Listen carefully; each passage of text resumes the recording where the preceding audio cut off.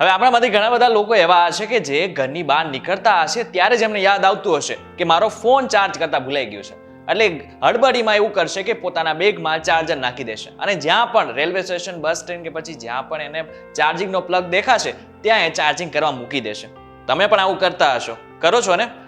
પણ હવેથી આ બંધ કરી દેજો, નહીં તો આ તમારી એક નાનકડી એવી ભૂલ તમારા બેંકનું ખાતું ખાલી કરાવી શકે છે અને તમારો મોબાઈલનો બધો જ ડેટા ચોરાઈ શકે છે. કેવી રીતના સ્કેમ થાય છે અને એનાથી બચવા કરવાનું શું, જો એ તમારે જાણવું હોય તો વિડીયો એકવાર પૂરો જોઈ લેજો.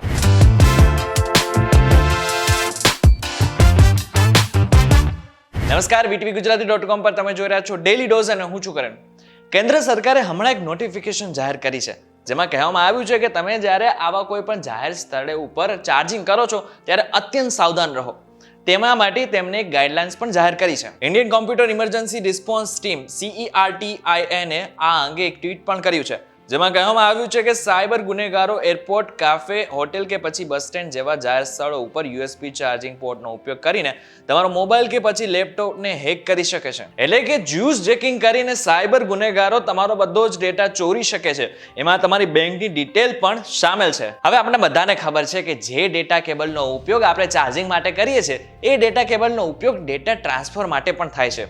હેકર્સ આનો જ ઉપયોગ કરે છે, આનો જ લાભ લઈને તમારો બધો જ ડેટા ચોરે છે. હવે તમે ચાર્જિંગ માટે જ્યારે ચાર્જર કેબલનો ઉપયોગ જાહેર સ્થળ ઉપર કરો છો ત્યારે સાયબર એટેકો માલવેર નામના સોફ્ટવેર કે પછી વાયરસનો ઉપયોગ કરીને તમારો બધો જ ડેટા ચોરી લે છે. હવે તમને બીજો પ્રશ્ન એમ થતો હશે કે આ માલવેર શું છે? તો તમને કહી દઉં કે માલવેર એક પ્રકારનો વાયરસ છે જે ફાઇલ અથવા કોડના રૂપમાં આવે છે. જો હેકર્સ દ્વારા આ વાયરસ તમારા મોબાઈલમાં ઇન્સ્ટોલ કરવામાં આવે તો તમારો બધો જ ડેટા, જેમાં તમારી બેંકની ડિટેલ્સ છે, એ બધી જ હેકર પાસે પહોંચી જાય છે અને હેકર્સ જેવી રીતના ચાહે એવી રીતના તેનો ઉપયોગ કરી શકે છે. અત્યારે સાયબર ગુનેગારો અલગ અલગ ટેકનિકો ઉપયોગ કરીને તમારી ઉપર અટેક કરે છે, એટલે કે સાયબર અટેક કરે છે.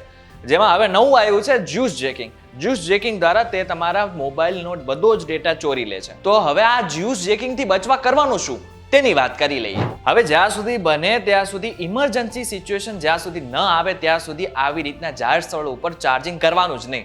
અને જો આવી કોઈ સિચ્યુએશન આવી જાય કે પછી કોઈ પણ ઇમરજન્સી આવી જાય જ્યાં તમારે આવી રીતના જાહેર સ્થળ ઉપર ચાર્જિંગ કરવું પડે એમ હોય ત્યારે એ ચેક કરી લેવાનું કે બીજું કોઈ ડિવાઇસ એની સાથે સંકળાયેલું કે પછી જોડાયેલું નથી ને. બીજું, જ્યારે પણ આવી રીતના જાહેર સ્થળો ઉપર તમે ચાર્જિંગ કરો છો ત્યારે મોબાઈલની અંદર જુઓ, એવું દેખાતું નથી ને કે તમારો ડેટા બધો ટ્રાન્સફર થઈ રહ્યો છે. જો એવું દેખાય છે તો તરત જ તમારો મોબાઈલ ચાર્જિંગમાંથી કાઢી લો. ત્રીજું અને મહત્વનું, જ્યારે પણ તમે જાહેર સ્થળ ઉપર આવી રીતના ચાર્જિંગ કરો છો ત્યારે તમારા મોબાઈલ કે પછી લેપટોપમાં એક પણ એવો પ્રકારનો મેસેજ આવે જેમાં બતાવવામાં આવે છે કે અલાઉ ઉપર પ્રેસ કરો, ત્યારે અલાઉ ઉપર બિલકુલ પ્રેસ નથી કરવાનું.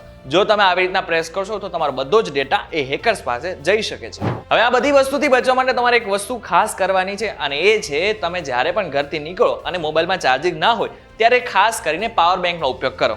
ચોથું, હવે જ્યારે એવી કોઈ સિચ્યુએશન આવી જાય કે જાહેર સ્થળો ઉપર આવી રીતના ચાર્જિંગ કરવું પડે ત્યારે એક મહત્વની વાત તો એ સમજી લો કે મોબાઈલ સ્વિચ ઓફ કરી નાખો અને આ બાદ તમે મોબાઈલને ચાર્જિંગમાં મૂકી દો, જેનાથી તમારો ડેટા કોઈ પણ પ્રકારે ટ્રાન્સફર નહીં થાય. છેલ્લું અને સૌથી મહત્વનું, તમારા મોબાઈલ કે પછી તમારા લેપટોપ કે પછી કોઈ પણ ડિવાઇસમાં એન્ટીવાયરસ સારી કંપનીનો નાખો, જેનાથી કોઈ પણ પ્રકારનો વાયરસ તમારા મોબાઈલ કે પછી કોઈ પણ ડિવાઇસમાં ઘૂસી શકશે નહીં. પણ કહેવાય છે ને કે ભૂલ બધાથી થાય, આપણે માણસ છીએ, આપણાથી ભૂલ થવાની જ છે. પણ જો આવી ભૂલ તમારાથી થઈ ગઈ છે તો ગભરાવાની જરૂર નથી. ઘણી બધી રીતે તમે ફરિયાદ કરીને તમારા પૈસા અને ડેટા પાછા મેળવી શકો છો. કેવી રીતના એની વાત કરી લઈએ. જો તમારી સાથે આવી રીતના કોઈ પણ પ્રકારની છેતરપિંડી થાય છે તો સૌથી પહેલા તમે પોલીસમાં જઈને કમ્પ્લેન કરી શકો છો.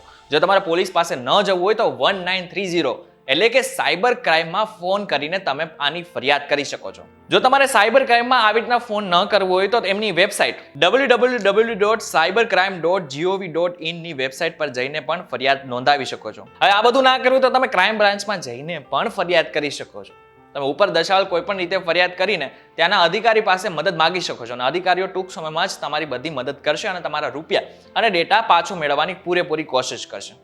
હવે આ બાબતને લઈને તમારું શું કહેવું છે અમને કોમેન્ટ કરીને ચોક્કસથી કહેજો. વિડીયો થકી તમને જો કોઈ ઇન્ફોર્મેશન મળી હોય તો વિડીયોને લાઇક અને શેર જરૂરથી કરજો તથા આવા જ ઇન્ફોર્મેટિવ વિડીયોઝ માટે VTVGujarati.com સાથે જોડાયેલા રહેજો.